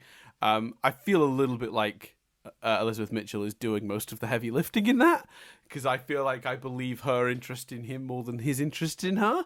I think he's still there to do his Tim Allen thing, mug at the camera, say one-liners, in that way that he always does. And look, Tim Allen has his uses as from the perspective of a person who watches movies. There's always a place in a movie for a Tim Allen figure, like to be sort of wry and sort of slightly mean-spirited and say funny things, and that's why the first movie worked so well, because he was going from that to being Santa. And to be fair to Tim Allen, once he becomes Santa, you always do believe those kind scenes, where he is being nice to children and being Santa and being loving and affectionate and being the guy you totally believe would spend his entire life dedicated to bringing joy to children. That mostly works. Tim Allen does that, even though it's not his usual thing. It's a shame that didn't extend to his affection for this character, though, because while I do think they mostly get away with it, you definitely her affection is way better communicated than his affection for her. For him, it constantly feels like it's a task, a chore, it's a thing he's trying to achieve, rather than... I never really believe his affection for her is more than just, oh crap, I'm not going to be Santa if I don't find a wife. Yeah. Whereas with her, genuinely, she does communicate that she's softened on him. Even though the script doesn't give her any reason to have, she still does the job she's required to. I think Elizabeth Mitchell's great in this movie. I'm gonna say it now, and I will correct myself if I feel I'm wrong when we do the third film. I think she's probably doing the best acting and giving the best performance of the whole franchise. Yeah, I think that's probably true. I mean, a lot of the kid actors do really good for being kid actors, but that's a slightly different scale, isn't it? Like that's the issue. Is you can't really compare a child actor to one of the adult actors in these movies, which is a shame, because I do think some of the kid actors, for their age, are doing incredible work. Like especially Lucy in this film. Lucy in this film is brilliant. In this film, Lucy is like one of the highlights, I think. For those who don't remember, by the way, we didn't really clarify. Lucy, I assume, is... does the movie ever say... She calls him Uncle Scott. I'm guessing she's the child of Neil and Laura. Yeah, that's a great point. I don't think that's overtly said, but yes, she is. Right. It's never... I don't think it's ever actually outright said. But, to be fair to the movie, there's enough context for me to put that together. She sort of starts to become... She's pretty convinced Scott is Santa, but everyone keeps denying it. And it's like they're denying her belief in Santa by doing that. And then at the end, they reveal that she's Santa. It sort of ties into the Charlie plot in the ways we've already discussed. She's great. She's great in this movie. All of her scenes are fun. She delivers all lines really well. But yeah, if we're separating the kid and the adult actors, then I think Elizabeth Mitchell is the best actor in the movies. She is because Judge Reinhold is also wonderful in these as Neil. I love everything about everything he's doing in these movies, but I will say, it's a pretty one-note character. Like he doesn't have to show range. Whereas I feel like this script requires range from Elizabeth Mitchell, even if it doesn't justify it. She has to do different things, and she does a really good job. She's a convincing angry principal. She's a convincing love interest. She's even a convincing Mrs. Claus by the end of the movie. So yeah, I'm on board with Elizabeth Mitchell. She's probably the best thing. I think I agree with your statement. Yeah, and just Judge Reinhold just has that's not his fault. He's clearly better, but all he is given is that one note. I do have to say though, imagine being Wendy Crewson, who had quite a bit to do in that first film, had quite some emotional stuff, had some big scenes, had a bit of an arc. Like, she's got so little to do in this film. Like, imagine getting all excited and getting that script and just being like, oh, I'm literally playing the the ex-wives. Like, it's that whole Judy Greer thing. Do you remember that year that Judy Greer was in like 3 of the biggest movies of the year, but if you added her lines together, she only said about like 250 words or something. It feels That's amazing. It was something like that. Hold on, let me see if I can get the stat up. But like, this actress, I'm pretty sure if you took all her lines, like, she wouldn't have many lines in this movie at all. Mm-hmm. Wouldn't surprise me. Yeah, so I do think that is a shame, and I do really think she deserves. I mean, better. Like, she's a. But at the same time, though, Chris, I mean, I have to sort of say, we're already complaining that they don't have enough time to explain all the character arcs we do have in the movie. Giving her one would only cause more problems than it would solve. The actress deserves better, I agree, but at the same time, what do you do with her that isn't going to already add to a mounting problem in this movie of too much stuff, not enough time to do anything with the stuff? So I do agree that, you're bringing her in, do more with it, but I also understand, like, why they ended up not doing that. Because, God, it would exasperate an existing problem if they did. Let's talk about blackmail, Chris. Yes, just 1 second, because let me just paste this. So basically, it was a Vanity Fair article. Mm-hmm. Hold on. No, bollocks, I clicked on the wrong thing. And they collected all the lines she had in. Oh, for fuck's sake! No, sorry. You make your point. I'll come back to this. Okay, so. Well, I mean, to be honest, I'm going to make this point, and then I'm going to ask you your thoughts on it. So, because I'm very curious, because you haven't mentioned it yet. It's a big point of contention for me. Towards the end of the movie, when they're doing the whole, marry me thing, he basically uses the fact all the children will be without Christmas and toys and joy as a reason to make her marry him. And I think that's pretty icky. And I didn't like it. And it felt wrong for the character. It felt wrong in a practical, real world sense. I'm not sure it's okay to say you should marry me, because if not, all the children will be out without toys and joy at Christmas. I don't feel comfortable with that as an idea. I don't know why it's in the script. I think it's supposed to be funny, but it's not. I hate, as I said earlier, I hate that whole scene. I hate that element of it. I'm creeped out by the references to "You've known me all your life." I don't like that the elf basically tells him what to say. It's quite funny the way they both say to her, "I've got this now," and all of that stuff. But that whole scene is ridiculous. And look, I fully appreciate that there's a bit of a challenge here in making any audience believe that the time they've had together is enough for her to get married and give up her entire life, especially because they've referenced that. They didn't need to. Like, take out the "is there a school" stuff, the nuance of that. We don't need to think about that. It could just be yes, and you just assume that over the next couple of years they work out the nuance of that, specifically clarifying that she is going to all of a sudden give up her entire life, and that's definitely what she's going to do, is like fucked. It's fucking weird. I don't like that scene at all, and that's what I'm saying. Whilst I appreciate the challenge, you could do it. Like, come on, you feel this chemistry, or like you know we've got a connection. I've seen that smile. Again, it's all so much better if you make it the entire plot of the movie, but whatever. I just think I'd have taken anything over the ridiculous, well, you've known me your whole life, what about the kids? I'm going to give up everything of that scene. It's for me, that scene is more egregious than the chase. Like, and it's the reason why when you brought up the chase, I was like, yeah, but there's also this immediately after it. Mm-hmm. It's fucking horrendous. Not a fan. Right, I've got the Judy Greer thing. So basically, in 2015, she was in Tomorrowland, Entourage, Ant-Man, and Jurassic World. And they did a word map.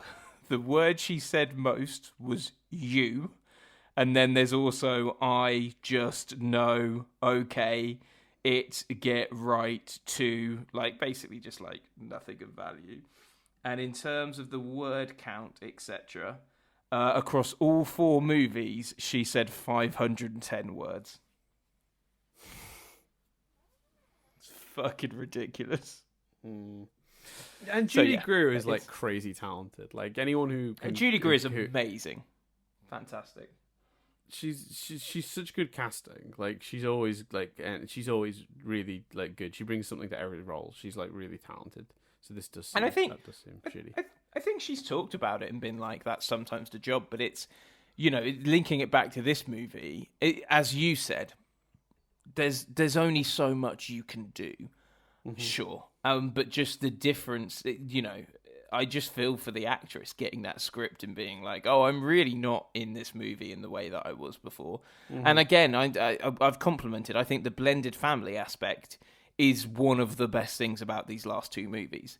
But yeah, it's just a shame, and it's just a shame how consistent that is a theme. Mm.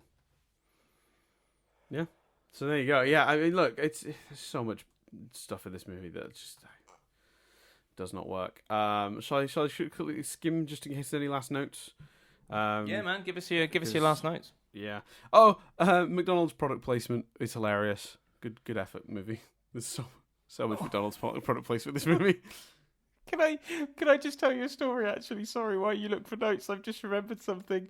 I nearly said it. I nearly sent you the clip. So you know, 90s movies fans, you might have watched Boy Meets World. You know, Dan, I've been recommending the podcast Pod Meets World, which is a Boy Meets World podcast where Ryder Strong, Daniel Fischel, and Will Friedle, I think is his name, discuss the show. They're talking about a season that aired in 1994.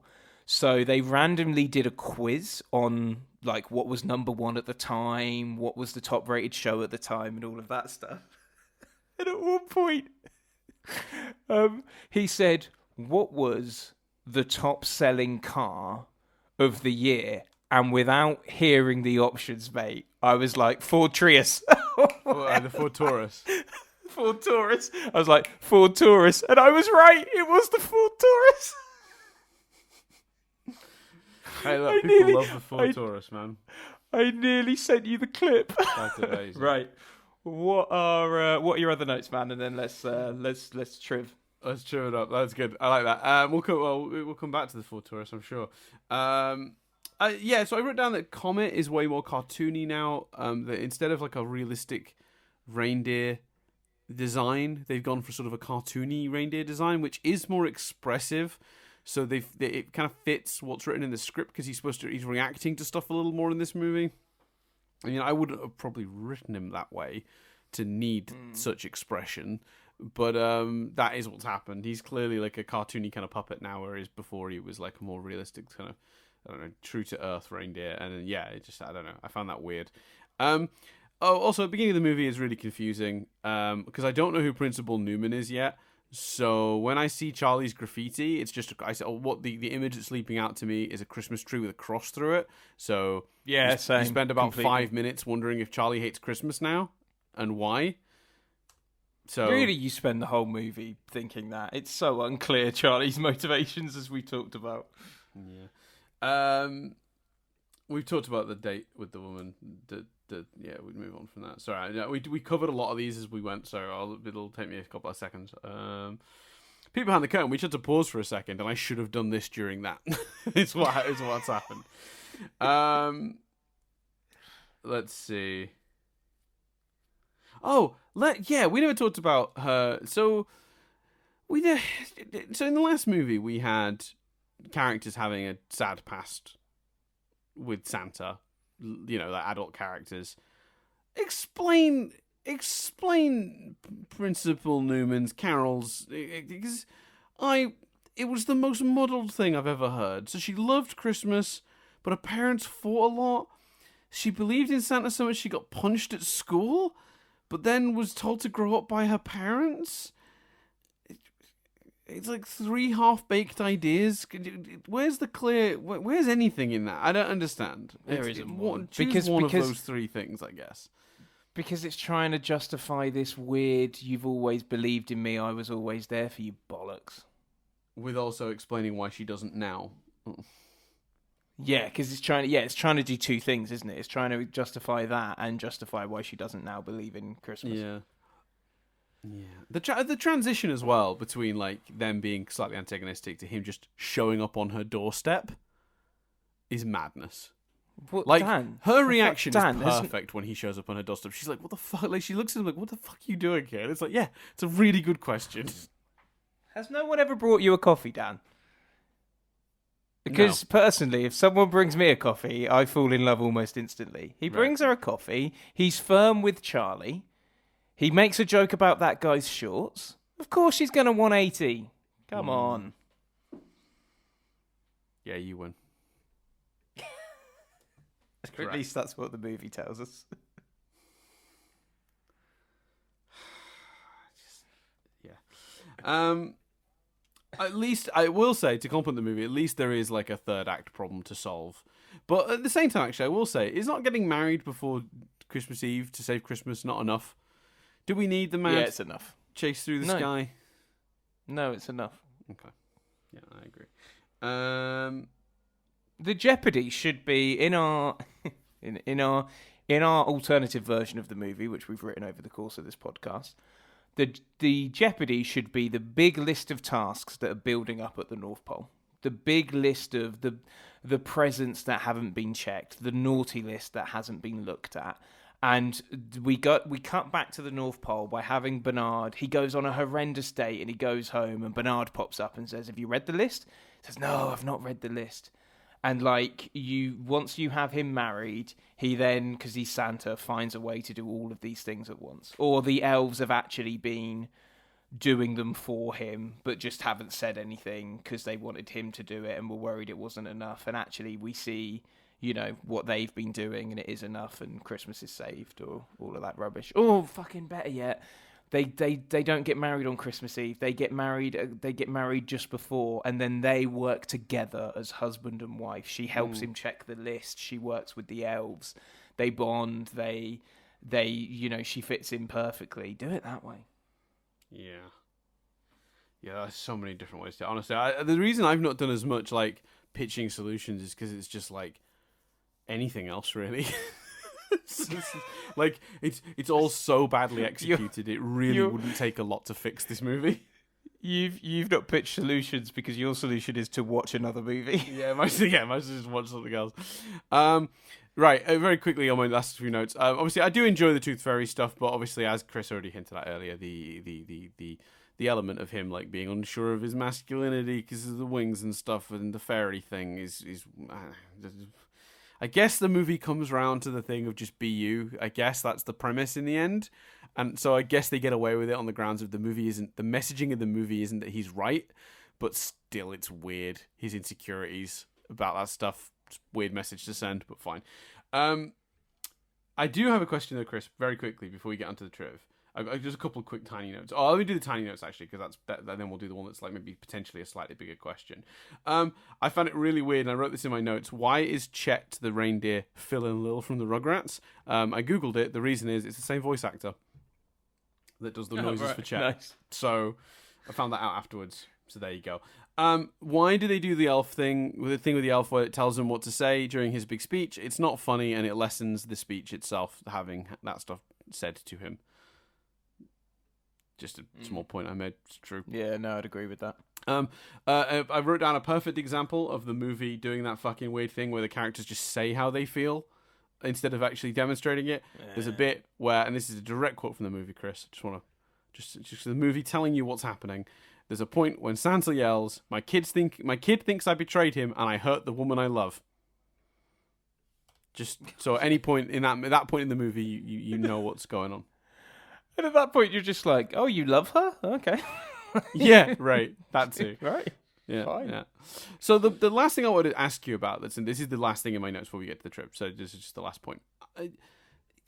So when he tells her that he's Santa, her reaction, right, to try and explain it, other than just, are you insane? Get out of my house, you absolute lunatic. You think you're Santa. Is to say that he's doing it to push her away because he's scared of commitment? That's a weird thing to say in this moment, is it not? Yeah, especially because they've already had an exchange where she was going, "Did you spy on us? How did you know? Did you have you been recording us? Right. How could you possibly know these things?" So why not continue that thread of, right, okay, now you have gone too far. You clearly have been recording us, so it can look like you're Santa, or what's happening here? Like, but to take a alternative tact, again, to be fair, good idea, not given the time to be executed properly. Yeah, very weird. Very weird. So, shall we move on, Chris? Right. Let's triv it up! Movie, but let's triv it up. Indeed. I'm going to give you Let's triv it up! some trivia. Right, let's do it. So, other actresses considered for the role of Carol Newman include Brooke Shields, Jennifer Connelly, and Kelly Preston. Now, Jennifer Connelly might have been a good choice. I like Elizabeth Mitchell. We've already talked about her being one of the better actresses in this, but I like Jennifer Connelly as well. I think that would have worked. Yeah, I think she almost maybe would have, like, fitted better with Tim Allen in terms of, like, the age range, and maybe would have looked more like Oh, that's a point. a principal, but I don't know how old she... No. Oh, no, she's 51 years old, so she's the same age as Elizabeth Mitchell. Yeah, actually, let's play the checking on the ages of these actresses thing, because I wonder if that's the case with all of these actresses. So let's see. So it's Jennifer Connelly, Brooke Shields. How old is Brooke Shields? Wait a second. Brooke Shields' age. So I'll do that bit, you do that bit. 57, so a little bit older. Yep. And then we got Kelly Preston. Is the last one. Kelly Preston is... 57 also. Yeah, so there were two choices there that were older. Yeah, and that would have created closer to that would have been like closer to a 10-year age gap instead of a nearly 20. Fair enough, fine. I didn't realize None Kelly of Preston them had passed away. Has she? It seems that I way. didn't know Yeah, that. she died at 57. Oh, God. Oh, she'd have been 60 actually. Oh, that's really sad. I didn't know that. Oh, there you go. What a fucking Merry Christmas, everyone. Fucking hell. She was 62, so she'd have been 8 years older than Elizabeth Mitchell. Mm-hmm. I didn't know she'd passed away either. That's really sad. Oh, breast cancer. Oh, fuck cancer, man. That sucks. All right, well, that's very sad. Obviously, Sure. you know, that sucks. But to move us on, so we don't, you know, drag this podcast down. It's Christmas, everyone. The Toy Santa line, "You're a sad, strange little man," is a quote from Toy Story. It's a little reference to Toy Story. There's also a point when he says, "I think Santa feels a little buzz," which might potentially be a reference to the Buzz Lightyear thing, or it could just be Tim Allen getting, like, I don't know, doing his weird Tim Allen thing. He seemed to have fun playing Robot Santa, but I didn't have fun watching Robot Santa, so I'm glad at least someone had fun in the scenario. Yeah, I'd agree with that. We've already covered this. Obviously, Peter Boyle, who played Father Time in this, also played Mr. Whittle, Calvin's boss in the Santa Claus. We've covered that. When Santa is on his first date with the aspiring singer-songwriter, if you look at the shirt on her face, it is that of Tim Allen. We covered that one too, but there we go. It's there. Hidden Mickey in Santa's room before he gets the news from the elves. There's a Mickey Mouse shape, the big circle with the two little circles, somewhere built into the glass of the room. I'm always suspicious of those hidden Mickeys because I think circles are a design thing that appear quite a lot. And one bigger circle with two smaller circles may look like a Mickey. Doesn't necessarily mean it's an intentional Mickey. I think there's always a chance that some of these hidden Mickeys are actually just coincidental Mickeys. But sure, there's a hidden Mickey. Fine. There was one in the first movie too, apparently, in the moon. So let's see if there's one in the third movie, everyone. It's an exciting time for all of us. I'll see if I can actually spot it myself this time. Although I never do. I never spot hidden Mickeys. I always read about them. No, I don't either. No. I've gone back and looked at a few and have then gone, oh yeah, that's there. But yeah, I very rarely spot them myself in the wild. Scott Calvin starts talking about cars and engines while talking to Carol. While walking through the toy shop, Santa picks up and tries on a tool belt. These are references to Tim Taylor, Tim Allen's character from Home Improvement. Well, they're talking about cars as well. I'm not. The tool belt. We did that in the. We did that in the first movie. Like, why are we doing that again? Apparently, the fiberglass tin soldier costume that they used for this movie weighed about 40 pounds. And according to several of the actors who wore them, they were deeply uncomfortable and very hard to move in. So, yeah. But Sorry. never mind the weight. Just being in fiberglass for that long couldn't have been fun. Yeah, actually, that's a really good point. That'd have been very, very, very warm.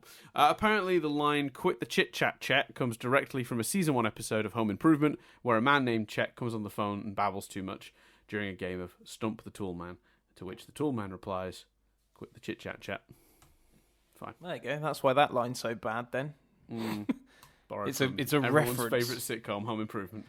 It's a ridiculously specific reference. All right. Yep. Oh, I mean, if we're gonna, if this isn't the trivia, just very quickly, we're gonna talk about a really specific reference. The bit where they're talking about cars, and she refers to Scott Calvin as Andretti, which is a joke that only makes sense if you follow motorsport and are aware of Mario Andretti, famous race car driver. Yeah, ridiculous.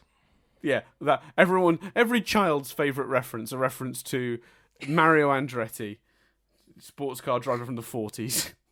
Actually, no, he wouldn't have been in the 40s. Actually, he was probably born in the 40s. He was driving through the 60s. Yeah, I'll say 60s. Something for the dads. Something for the dads. Yeah.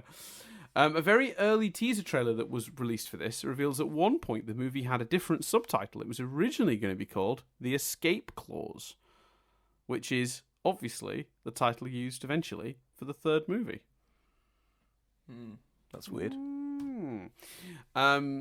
Leilani Mummy, who's the young girl, I think it's Mummy?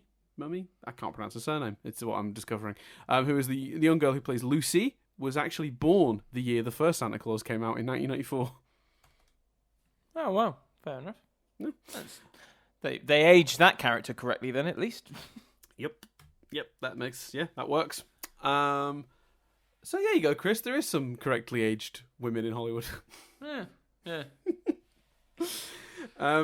This is the longest Santa Claus film with a runtime of 1 hour and 4 minutes. The first and third Santa Claus movies both have a runtime of 97 minutes. I will say it feels every single one of those extra minutes long. Yeah, it does feel long. Yeah, it does. Completely. Yeah.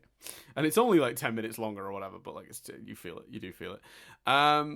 Molly Shannon, who plays the Christmas-obsessed Tracy in this movie, who does do a very good job, by the way. Yes, I agree. I thought that performance was good. She's wonderful. How is this trivia for anything?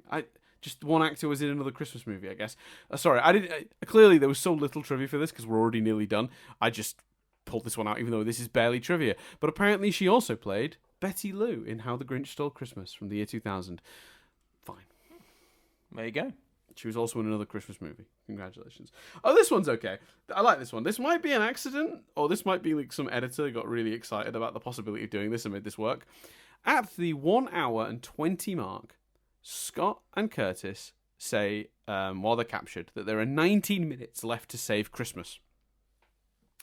If you skip exactly 9 minutes later in the movie, real time, Charlie says there are only 10 minutes left.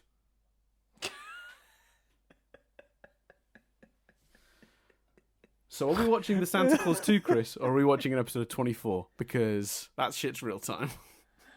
That is brilliant. That's great, Triv. That Triv deserves to be there. Yeah, absolutely. That's the best Triv. And then we got Cars Exist, Chris, my world-famous segment. So no Ford Taurus this week. Scott's Ford Taurus, obviously, he swapped that out, he sold it, and he got himself a sleigh. That makes sense. He's Santa now.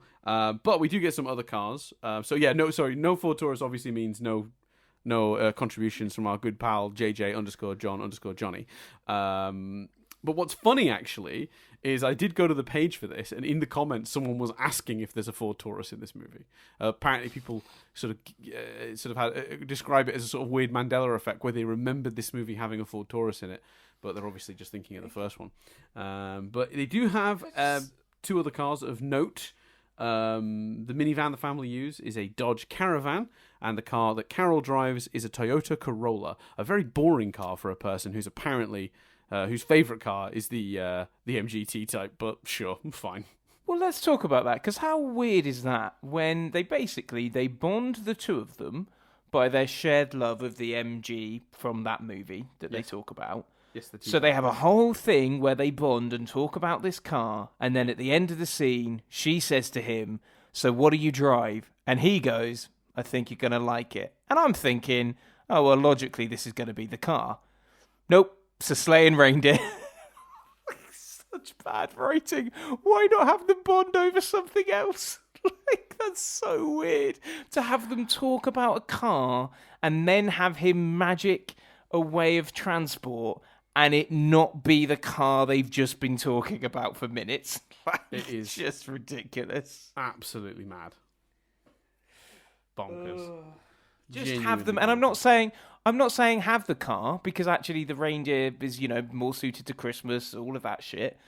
But have them bond over something else. Have them not bond over the car if it's literally going to mean nothing.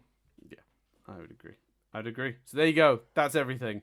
Yeah, definitely not recommending this one. I think like the first Santa Claus movie is a pretty enjoyable, especially for the whole family.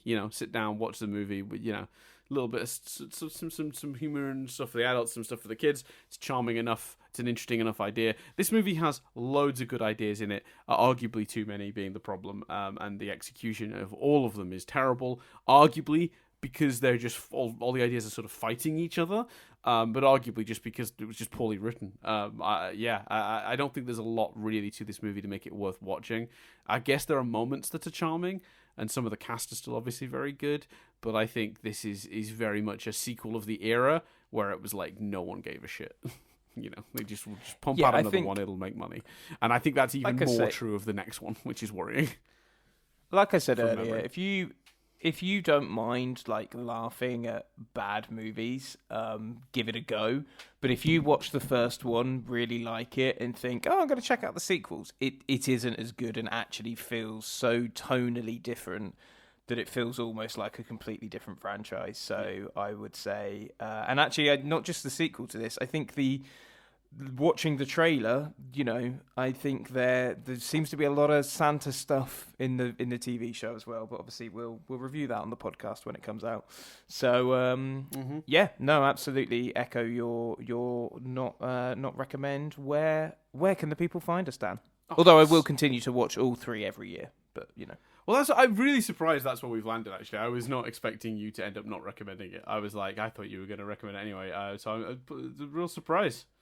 But I have other than my it's more about the routine and the tradition and sitting down forcing Jess to watch two movies that she just thinks are atrocious. And that's not a reason to recommend the movie to the wider public, is it? No, I agree. I'm just surprised. So you can get us in all sorts of places. If you want to hear our next episode on the third one right now, you can do that. You just head over to the Patreon, patreon.com/nothing-but-static, where for as little as $1 a month, you can support us and get episodes of this and our other podcast, Analyzing Avatar, 1 week early. Analyzing Avatar coming back in January once this season of Rewind Reviews is done, where we're going to be starting to tackle Korra, which will be a very interesting experience, I am certain. So, yes. Stick with us for that. The much debated Korra. Really excited about that one. Then there's other places you can get us and support us. You can obviously continue to support us by listening and liking and subscribing on all the various platforms. You can review usually in-app and give us a little review, say what you thought. With Rewind Reviews, we always said tell us in your review about what your Rewind Review experiences are. What are the movies you've gone back to in your adult life, and did they still work? Didn't they? Let us know. Curious, because not everyone's going to have the same movies. There'll be movies we didn't watch that other people didn't have fond memories of. One day, I think we should do a Rewind Review at some point of a movie neither of us have ever seen. I think that'd be fun. Other people have nostalgia for, but we're just like, huh? And we check out if it still works. That would be fun. I've nearly picked a few times Planes, Trains, and Automobiles, even though I've never seen it. But have you seen it? I don't think I have. It's one of those movies I know a fair bit about, and that makes me kind of sometimes wonder if I saw it when I was much younger and I've forgotten. But I don't think I have. Okay, well that might be an option. But anyway, yeah. Do you when you do that, like just a movie that you're sort of familiar enough with, that you sort of like? Yeah, I think you've did definitely it on here. Seen scenes from, but you don't remember the whole movie, so you think I don't think I've seen this movie. I did it on here where I was like, I think I might have seen it, and then I watched it and was like, no, I definitely didn't see it. I can't remember what it was. It might have been Who Framed, but yeah. Anyway, yes, that's the stuff. You can send us feedback if you disagree or agree with anything we said in this and you want to chip your thoughts in. We always like to hear them. There's a few places you can do it. Of course, you can go to youtube.com/nothingbutstatic. Subscribe while you're there, by the way, and like the video while you're there. I'm not going to tell you what to do, but do that. And once you've done that, you can leave your thoughts in the comments for the video relevant. If you've got thoughts on this particular podcast, you can find the video for this. Stick the comment on below. You can also stick it in a tweet. I'm at Dan Doolan. Chris is at C Billingham, and of course, Nothing But Static in general is at Nothing But Static without the G. You can get that. I'd say be seen by both of us, but I know Chris doesn't check it or remember the password, I assume. You can also not a clue. You can also send us you can also email us mail@nothingbutstatic.co.uk, and we'll get your emails that way. Again, we don't always get a chance to reply to all the feedback we get from these episodes, but we always read them. I don't think we've ever missed one in terms of being actually read. It's just we don't always have the time to get back to everyone. Downside to having a full-time job and spending a couple hours a week watching shitty old movies and reviewing them on this, and then editing them takes time. Let alone all the TV we also then have to watch for the regular Nothing But Static. Yeah, exactly. Dominates a lot of our time. But yeah, we love you for listening. We appreciate it. I think that's all the places you can get us and such. So thanks very much for listening. I'm going to pass over to Chris because Chris ends this podcast, and I'm sure he'd enjoy doing that right now. He does indeed. My name's Chris Billingham. My name's Dan Doolan. And this review has been rewound.